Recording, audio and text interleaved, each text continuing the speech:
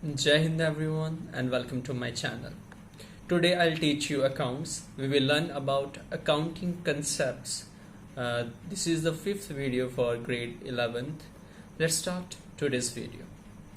First of all, we should understand what is accounting concept.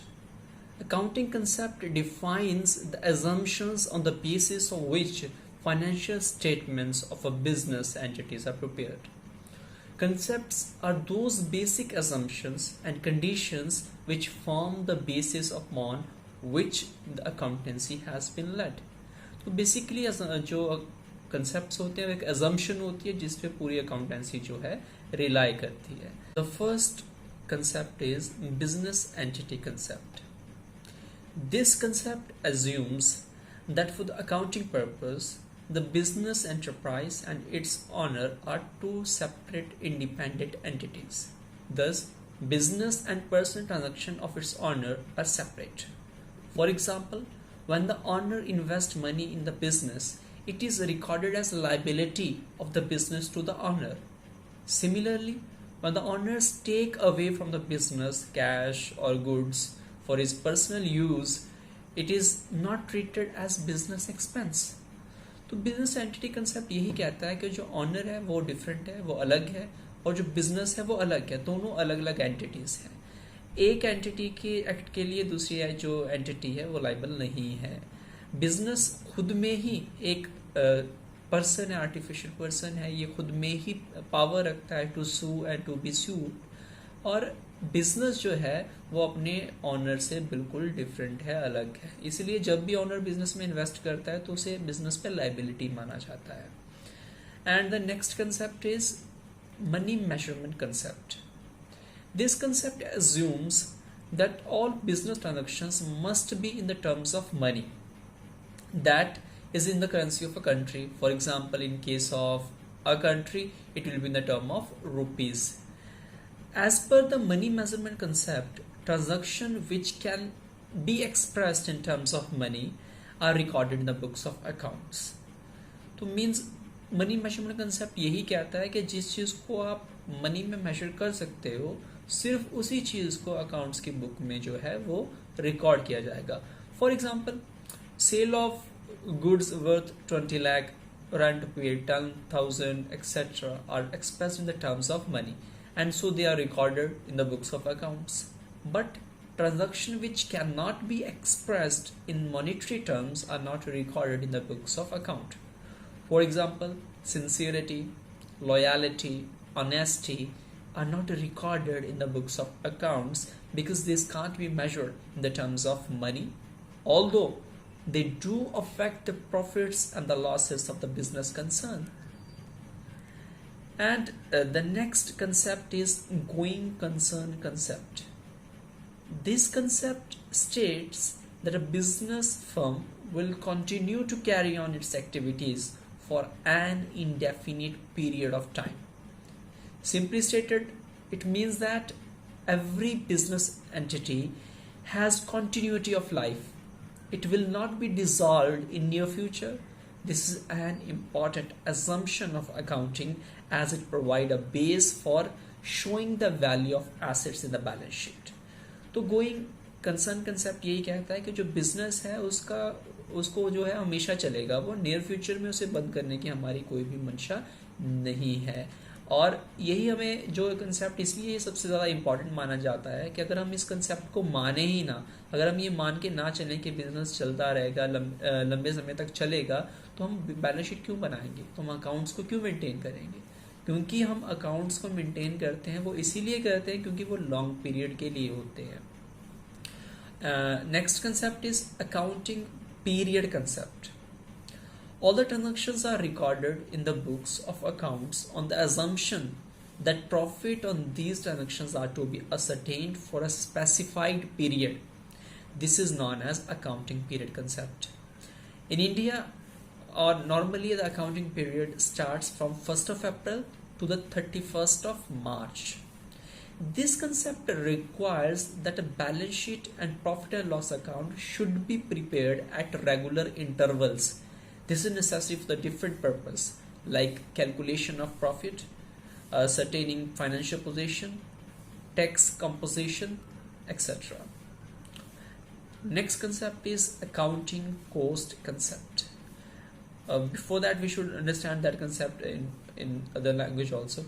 Accounting period concept क्या कहता है कि जो हमारा अकाउंट की जो ट्रांजैक्शन एक स्पेसिफिक पीरियड के लिए होगी, एक स्पेसिफाइड पीरियड के लिए होती है, जो 1 अप्रैल से शुरू होता है, 1 अप्रैल और 31 मार्च। इस पीरियड में जितने भी आपकी जो एंट्रीज रिकॉर्ड होंगी उसको बुक्स ऑफ अकाउंट में मेंटेन किया जाता है। उसका अलग अलग पर्पस हो सकते हैं, वो टैक्स पर्पस के लिए भी यूज़ हो सकता है, वो प्रॉफिट के लिए भी यूज़ हो सकता है, तो उसके पर्पस अलग अलग होंगे। तो अकाउंटिंग का एक स्पेसिफाइड पीरियड होता है।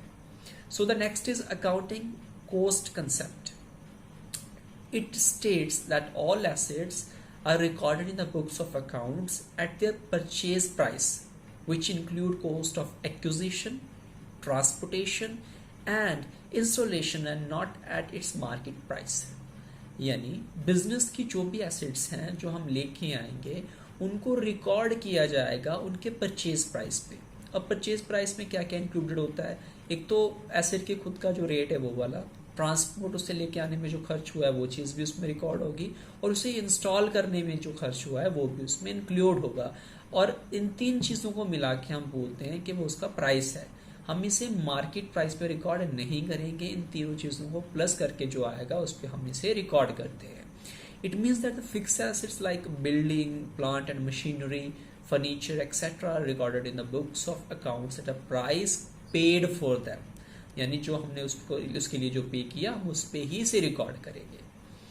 And next concept is dual aspect concept. Dual aspect is the foundation और basic principle of accounting. It provide the very basis of recording business transaction in the books of accounts. This concept assumes that every transaction has dual effect.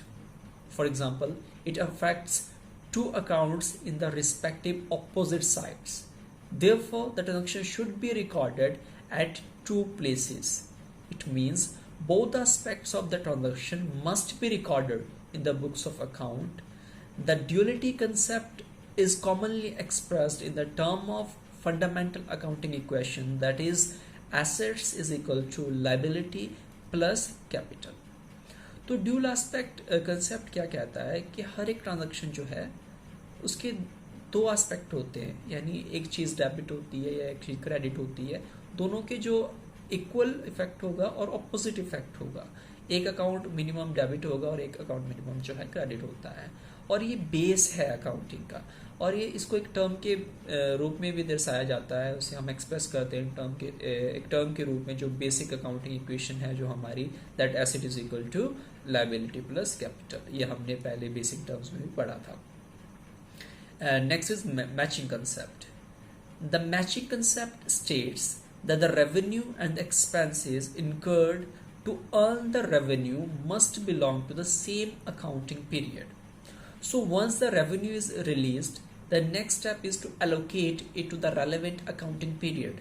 This can be done with the help of accrual concept. Matching concept क्या कहता है कि जो revenue है और expenses हैं जो इनकर होते हैं किसी भी अकाउंटिंग पीरियड में, उसे उसी अकाउंटिंग पीरियड में जो है हमने रिकॉर्ड करना है, और इसे हम एक्रूअल कंसेप्ट को यूज कर सकते हैं। If the revenue is more than the expense it is called profit.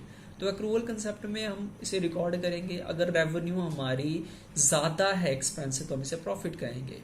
If the expenses are more than the revenue it is called loss. और अगर एक्सपेंस ज़्यादा है रेवेन्यू कम है तो हम कहते हैं कि हमें लॉस हो गया। This is what exactly has been done by applying the matching concept. Therefore, the matching concept implies that all the revenues earned during an accounting year, whether received or not received during that year, and all costs incurred, whether paid or not paid during the year, should be taken into account while ascertaining profit and losses for that year. तो matching concept यही कहता है कि कोई भी coast जो revenue जो हुई है, पहले बात करते हैं, जो रेवेन्यू हुई है वो चाहे हमने रिसीव कर ली या नहीं करी। रेवेन्यू जो है हमने कोई किसी से जो है कॉन्ट्रैक्ट कर लिया है, उसके बदले में हमने गुड्स भी जो है उसे डिलीवर कर दिया, लेकिन पैसे अभी हमें रिसीव नहीं हुए हैं, तो ये कंसेप्ट कहता है कि हमें भले वो रिसीव हुआ है भले नहीं हुआ कुछ भी, और कुछ हमने पे करना है, किसी को देना है, पहले हमने चाहे उसे पे किया है या नहीं पे किया, तो वो दोनों चीज़ें रिकॉर्ड होंगी, weather paid or not, weather received or not, both will be recorded into respective accounting year. तो जिस साल में ये हो रहा है उसी साल में रिकॉर्ड होगा, भले आपने पे किया हो ना किया हो, भले आपको रिसीव हुआ हो ना हुआ हो। ऐसा क्यों है? Because it guides how the expenses should be matched with the revenue for the determining exact profit or losses of a particular period. For example, हमारा प्रॉफिट जो थे वो लास्ट ईयर का था, रिसीवेबल थे, वो रिसीव हो रहे हैं हमें इस साल, तो अगर हम उसे पिछले वाले साल में इंक्लूड नहीं करेंगे तो हमें पिछले साल के जो एक्चुअल प्रॉफिट्स हैं वो तो पता ही नहीं चलेगा।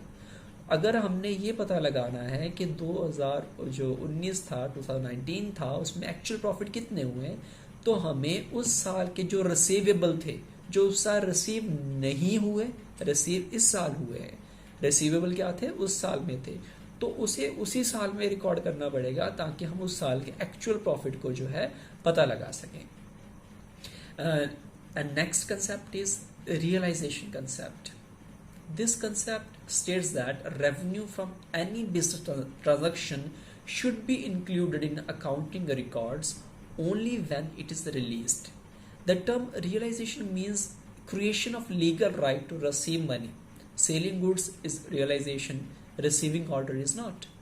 In other words, it can be said that revenue is said to have been released when cash has been received, or right to receive cash on the sale of goods or services, or both has been created. तो ये concept ये कहता है कि revenue जो business की है उसे हम इंक्लूड करेंगे जब वो रिलीज हो जाएगी। अब रिलीज का मतलब क्या है? रिलीज का मतलब ये है कि जब हमें लीगल राइट हो जाएगा उसे रिसीव करने का। हमने जैसे गुड सेल की हैं, गुड सेल करते हैं तो उसके बाद जो रियलाइजेशन हो जाती है, यानी उसके बदले हमें राइट मिल जाता है उससे बदले पैसे लेने का, क्योंकि हमने गुड्स को सेल कर दिया। और एक दूसरी तरफ हमें ऑर्डर आया है, अभी हमने सेल नहीं किया, तो सिर्फ ऑर्डर मिलने से आपको ये राइट नहीं मिलता, जब तक आप गुड्स नहीं बेचोगे आपको राइट नहीं मिलेगा। और रेवेन्यू हम कहते हैं कि रिलीज होगी जब कैश हमें रिसीव हो जाता है एक्चुअली, तब कहते हैं कि रेवेन्यू रिलीज हो गई है, या फिर हमें एक्चुअल में लीगल राइट मिल जाता है कि हमें इन फ्यूचर वो मिलेगा ही मिलेगा, कैश जो है रिसीव होना है, लीगल राइट हमारे पास है, उस केस में हम कहते हैं कि ये रिलीज हो गया। Actually, this concept of realization states that the revenue is released at the time when goods or services are actually delivered. यानी ये कंसेप्ट ये कहता है कि रेवेन्यू हम ये मानते हैं कि रिलीज हो गई है तभी जब गुड्स और सर्विसेज को हमने डिलीवर कर दिया है। अगर हमने गुड्स और सर्विसेज को डिलीवर कर दिया है तो यही माना जाएगा कि ये रिलीज हो गया है। हम एक एग्जाम्पल के जरिए से समझ सकते हैं। For example, a jeweller received an order to supply an ornament worth 5 lakh. तो एक ज्वेलर को ऑर्डर आया है कि 5 लाख के गहने बनाने हैं, उसने क्या किया, they supplied ornament worth 2 lakh up to the year ending 31 March 2005 and rest of the ornament were supplied in January 2006. The revenue for the year 2005 for a jeweler is 2 lakh only. When getting an order is not considered as revenue until the goods have been delivered. तो 2005 में उसने क्या किया, सिर्फ 2 लाख के गहने जो थे उन्हें दिए थे, तो वो 2 लाख ही उस साल में इंक्लूडेड होंगे। बाकी 3 लाख उसने 2016 में जो है डिलीवर किए हैं, तो उसके बदले जो लीगल राइट है वो भी 2016 में मिलेगा, उसे 2015 में नहीं मिलेगा। Next concept is accrual concept. The meaning of accrual is something that becomes due, specially an amount of money that is yet to be paid और received at the end of accounting period. तो accrual concept कहता क्या है कि कोई चीज जो due हो गई है, जो हमने पे करनी है, हमने अभी पे नहीं की, और जो हमें रिसीव होनी थी लेकिन हमें रिसीव भी नहीं हुई। It means that revenue are recognised when they become receivable though cash is received or not, and the expenses are recognised when they become payable though cash is paid or not. तो revenue जब भी recognise हो जाती है तो हम ये मानने लग जाते हैं कि वो रिसीवेबल है। सेम तरीके से कोई एक्सपेंस है, अगर वो एक्सपेंस रिकॉग्नाइज हो जाता है तो भले हमने उसे पे किया हो या ना पे किया हो, वो क्या हो जाएगा, उसे हम रिकॉर्ड करेंगे, उसे हम पेबल बोलेंगे. Both the transaction will be recorded in the accounting period in which they relate. दोनों को उसी साल में हम जो है रिकॉर्ड करेंगे जिससे वो रिलेट करते हैं.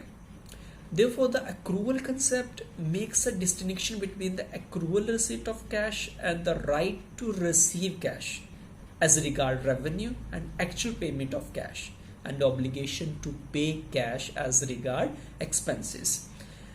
This accrual concept under accounting assumes that revenue is released at the time of sale of goods or services irrespective of the fact when the cash is received.